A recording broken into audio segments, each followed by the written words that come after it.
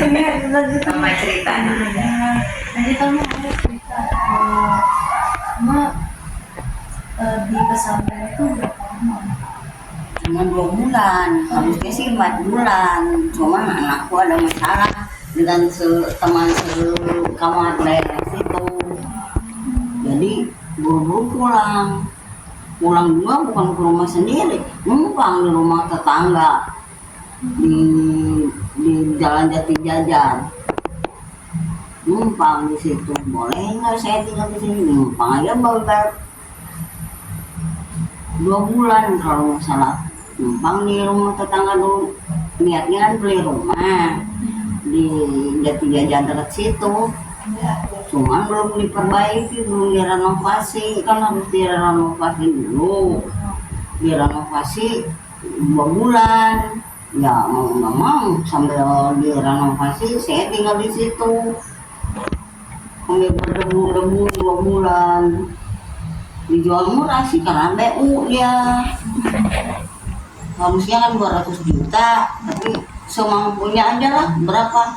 Mampunya 60 juta pertama bayar DP-nya. Terus bulan-bulan berikutnya bagaimana?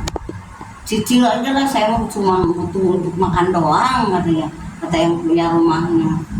Jadi dicicil-cicil 2 juta, 3 juta, 2 juta, 3 juta, akhirnya lunas. Maunya makan kebeli itu rumah 60 meter lebih, 60 juta DP-nya. Ya harusnya masih 200 jutaan. Kalau punya uang anak punya ya semampunya aja lah. Jadi semampunya ya dibayar 60 juta dulu, terus sisanya dicicil beberapa tahun, akhirnya lunas. Oh, tanya kamu umurnya berapa? Sekarang 70. 10. Apa lagi ya? Tanya omanya mau balik ke rumah nggak? Enggak, saya mau betah di sini. Kenapa? Enak, ya nyaman, segala-galanya fasilitasnya memadai. Iya. Kan sebulan sekali ada jalan-jalan, saya senang jalan-jalan.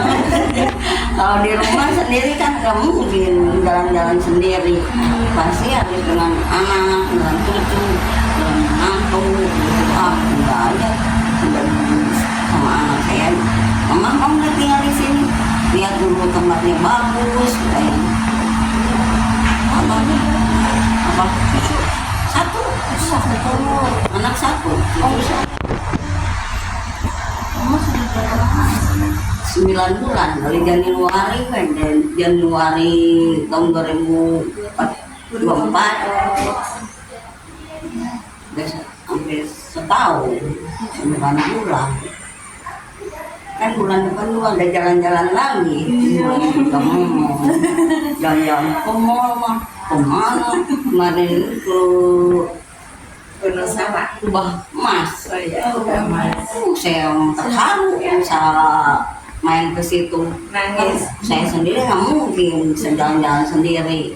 Diajak sama Bu Leni ke Kubah Emas. Saya sampai nangis, terharu bisa jalan-jalan ke tempat yang indah itu. Sering jalan-jalan terus ke mana ini Ke Gunung Salaka, Gunung Salaka di Bogor, terus ke Puncak di Villa, ajak ke Villa. Kemudian udah banyak sampai lewat apa acara Bali ya? Oh ya, itu Naan Pura di Gunung Salaka. Acara Galungan apa? Yang kemeja tinggi pakai sesajen yang berbesek-besek. Banyak sekali tamunya. Dia juga heran nih, kamu apaan? Oh, sembahyang Galungan di lewat itu ya. Pas lagi ada acara mereka. Cuma saya jalan begitu, biarpun cuma lihat doang ya, nggak terlalu capek. Cuman saya memang kurang sehat ya, kakinya nggak bisa jalan. Stroke. Pulang dari sana masuk rumah sakit, dia pernah beberapa hari. Pulang ke rumah juga belum bisa jalan. Udah 2 malam di rumah. Nah, baru bisa jalan. Alhamdulillah bisa jalan kembali. Saya kehaulan beli roti 56.000 Bu.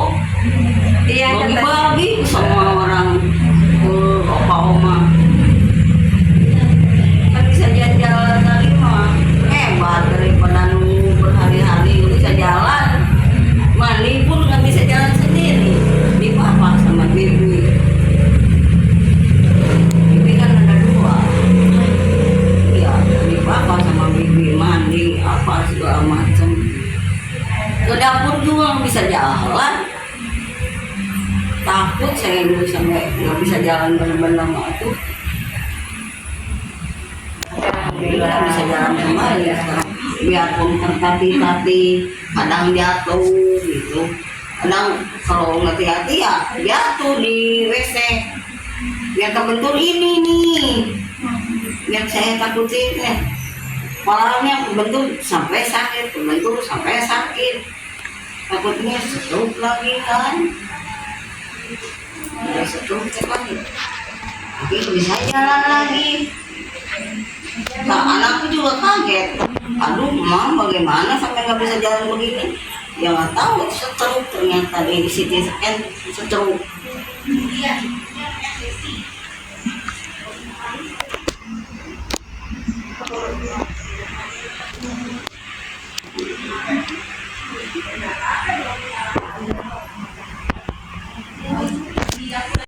Rumah Oma didirikan pada tanggal 17 September 2023. Visi dan misi Rumah Oma adalah mengutamakan kenyamanan bagi para penghuni, yaitu para lansia, serta pengurus yang terlibat, termasuk anak-anak yang melakukan PKL di sana. Saat ini sudah ada 8 Oma dan 5 Opa, dan pada tanggal 5 Oktober akan ada penambahan masing-masing 1 Oma dan Opa. Di sini terdapat beberapa kegiatan, contohnya pada hari Kamis pagi, Oma dan Opa mengikuti kegiatan karaoke, dan pada sore harinya akan ada pengajian untuk Opa. Sementara itu, pengajian untuk Oma diadakan setiap hari Selasa. Setiap Rabu pagi diadakan senam lansia yang terbuka untuk umum. Selain itu, ada juga kegiatan totok wajah, pijat refleksi, serta pemeriksaan kesehatan yang dilakukan setiap bulan. Sebulan sekali diadakan kegiatan jalan-jalan keluar dengan tujuan untuk healing, untuk menghilangkan rasa jenuh. Untuk kegiatan spiritual juga ada siraman rohani berupa tauziah. Manula perempuan yang berusia 70 tahun sudah 9 bulan berada di panti sejak bulan Januari 2024. Oma tinggal di panti atas keputusan bersama dengan anaknya, dan juga Oma sangat betah tinggal di panti karena banyak kegiatan dan aktivitas yang Oma lakukan di panti. Di umur Oma yang sudah 70 tahun ini, perkembangan Oma pada aspek intelektual masih sangat baik. Oma bisa mengingat beberapa kejadian seperti waktu Oma belajar agama Islam, memilih mualaf dan masuk pesantren di tahun 2014, dan beberapa kejadian lainnya. Tetapi Oma mengalami penurunan pada perkembangan fisik, di mana Oma mengalami stroke di bagian kaki dan tangan, sehingga Oma harus dibantu untuk berjalan oleh bibi. Hambatan dan kendala. Ada beberapa hambatan dan kendala dalam kelompok kami, yaitu yang pertama, mencari panti jompo yang terjangkau. Dikarenakan dari kami anggota kelompok berdomisili Depok, maka kami mengupayakan untuk mendapatkan tujuan tempat observasi panti di domisili Depok terdekat. Yang kedua, membuat perizinan observasi yang harus bertemu langsung dengan pemilik panti jompo tersebut. Yang ketiga, menetapkan jadwal kelompok untuk kunjungan observasi di panti jompo tersebut, dikarenakan schedule tiap tanggal sudah diisi dengan kegiatan lain di panti itu. Yang keempat, penentuan waktu luang antara anggota kelompok untuk melaksanakan observasi bersamaan. Dan yang terakhir, hambatan saat sedang berkomunikasi dengan lansia, dikarenakan khawatir terjadi kesalahan dalam pemberian pertanyaan, perkataan, dan ucapan yang dapat menyakiti perasaan lansia. Assalamualaikum warahmatullahi wabarakatuh. Kami dari kelompok 5 akan mempresentasikan Panti Jompo atau Manula. Sebelum kami memulai presentasi, izinkan saya memperkenalkan anggota kelompok saya. Yang pertama ada Sabina Diva Amelia, yang kedua ada Niswatun Hasanah, dan saya sendiri Raza Adrian selaku moderator. Materi yang pertama adalah definisi Manula. Lanjut usia atau lansia merupakan suatu kejadian yang pasti yang akan dialami oleh semua orang yang dikaruniai usia panjang.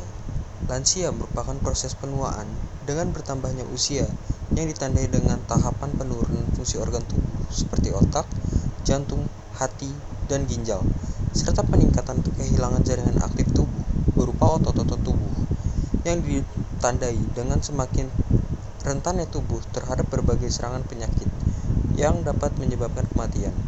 Lanjut usia adalah seorang yang berusia 60 tahun ke atas, merupakan kelompok umur yang telah memasuki tahapan akhir dari fase kehidupan. Proses menua ini ditandai dengan perubahan pada fisik maupun mental lansia. Yang berikutnya adalah definisi panti jompo. Pengertian panti: rumah tempat kediaman asuhan, rumah tempat memelihara dan merawat orang-orang jompo atau anak terlantar. Definisi jompo: fisik yang sudah lemah sehingga tidak mampu mencari nafkah. Tua, renta, uzur. Panti jompo diartikan sebagai tempat merawat dan menampung panti jompo dan parda, tempat di mana berkumpulnya orang-orang lanjut usia yang baik secara sukarela ataupun diserahkan oleh pihak keluarga untuk diurus segala keperluannya, di mana beberapa tempat ini ada yang dikelola oleh pemerintah atau pihak swasta. Jenis Manula atau lansia. Jenis atau penggolongan lansia menurut Depkes Aziz tahun 1994 dibagi menjadi 3 kelompok, yaitu yang pertama adalah kelompok lansia dini, mulai dari 55 tahun hingga 64 tahun, merupakan kelompok yang baru memasuki fase lansia. Yang kedua adalah lansia umur 65 tahun ke atas. Dan yang terakhir atau yang ketiga adalah kelompok lansia risiko tinggi, yaitu lansia yang berusia lebih dari 70 tahun. Selanjutnya, penyebab yang mempengaruhi proses Manula. Menurut LM Azizah tahun 2011, faktor-faktor yang mempengaruhi terjadinya proses penuaan adalah secara genetik, asupan gizi, kondisi mental, pola hidup, lingkungan, dan pekerjaan sehari-hari. Penuaan dapat terjadi secara fisiologis dan patologis. Penuaan yang terjadi sesuai dengan keadaan kronologis usia. Faktor yang mempengaruhi antara lain yaitu yang pertama hereditas atau genetik. Kematian sel merupakan seluruh program kehidupan yang dikaitkan dengan peran DNA yang penting dalam mekanisme pengendalian fungsi sel. Secara genetik, perempuan ditentukan oleh sepasang kromosom X, sedangkan laki-laki oleh 1 kromosom X. Kromosom X ini ternyata membawa unsur kehidupan sehingga perempuan dibilang dapat berumur lebih panjang daripada laki-laki. Yang kedua, nutrisi atau makanan. Nutrisi atau makanan sangat berpengaruh dengan proses Manula. Karena berlebihan atau kekurangannya nutrisi atau makanan dapat mengganggu keseimbangan reaksi kekebalan tubuh. Yang ketiga, status kesehatan. Penyakit yang selama ini selalu dikaitkan dengan proses penuaan sebenarnya bukan disebabkan oleh proses menuanya sendiri, tetapi lebih disebabkan oleh faktor luar yang merugikan, yang berlangsung tetap dan berkepanjangan. Yang keempat, pengalaman hidup. Pengalaman hidup yang pertama di sini ada paparan sinar matahari, di mana kulit yang tidak terlindungi sinar matahari akan mudah ternoda oleh flek, kerutan, dan menjadi kusam. Yang kedua, kurang olahraga. Olahraga sangat membantu pembentukan otot dan menyebabkan lancarnya sirkulasi darah. Yang ketiga, konsumsi alkohol. Alkohol dapat memperbesar pembuluh darah kecil pada kulit dan menyebabkan peningkatan aliran darah dekat permukaan kulit. Yang kelima, lingkungan. Proses menua secara biologis berlangsung secara alami dan tidak dapat dihindari, tetapi seharusnya dapat tetap dipertahankan dalam status sehat. Dan yang terakhir, stres. Stres sangat mempengaruhi proses penuaan karena tekanan kehidupan sehari-hari dalam lingkungan rumah, pekerjaan, ataupun masyarakat yang tercermin dalam gaya hidup akan berpengaruh terhadap proses penuaan. Selanjutnya, ada masalah atau dampak yang dihadapi oleh usia lanjut. Menurut Suhardiman, tahun 2011, masalah yang pada umumnya dihadapi oleh usia lanjut yaitu yang pertama ada masalah ekonomi, di mana banyak lansia menghadapi masalah finansial baik karena pensiun yang tidak memadai maupun biaya kesehatan yang tinggi. Selanjutnya ada masalah sosial. Lansia cenderung mengalami kesepian dan isolasi, terutama jika tidak memiliki dukungan keluarga atau teman. Selanjutnya ada masalah kesehatan, di mana banyak lansia mengalami masalah kesehatan kronis seperti penyakit jantung, diabetes, dan lain-lain yang dapat mempengaruhi kualitas hidup mereka. Selanjutnya ada perubahan psikologis. Lansia sering mengalami perubahan emosional seperti depresi dan perubahan kecemasan yang disebabkan oleh perasaan kesepian, keterasingan dari lingkungan, ketidakberdayaan, perasaan tidak berguna, kurang percaya diri, ketergantungan, ketelantaran, terutama bagi usia lanjut yang miskin, low power syndrome, dan sebagainya. Selanjutnya ada peran guru BK. Yang pertama itu ada menjajaki akar permasalahan yang dialami oleh orang dewasa atau lansia. Yang kedua, menghubungkan dan memaknai hal yang dipikirkan atau dirasakan lansia tersebut dengan kondisi yang real. Ketiga, memberikan ruang kepada orang dewasa atau lansia untuk meluapkan pikiran dan perasaannya. Yang keempat, membantu konseling untuk mengambil sikap yang lebih konstruktif dalam menghadapi kesulitan. Yang terakhir, membantu konseling menemukan hikmah dari kenyataan yang dihadapi atau dijalani. Selanjutnya, pendekatan atau teori konseling merupakan instrumen yang digunakan dalam menganalisis dan menetapkan teknik serta solusi apa yang harus diberikan untuk menyelesaikan masalah klien.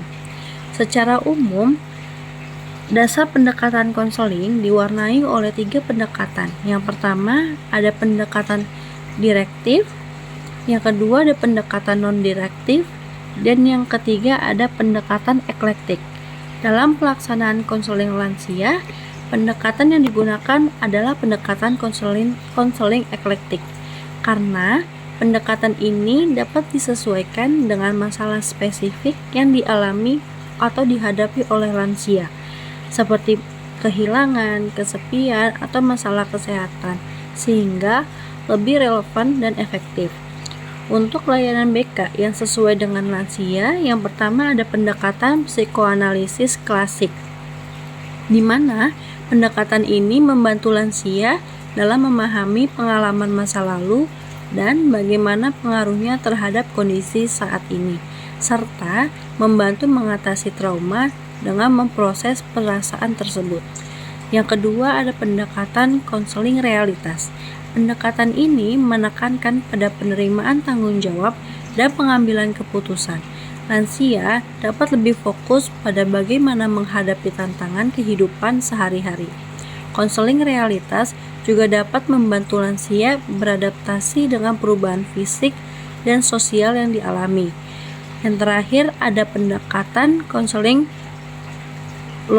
logoterapi. Pendekatan ini dapat membantu klien menemukan tujuan dan arti dalam pengalamannya tersebut.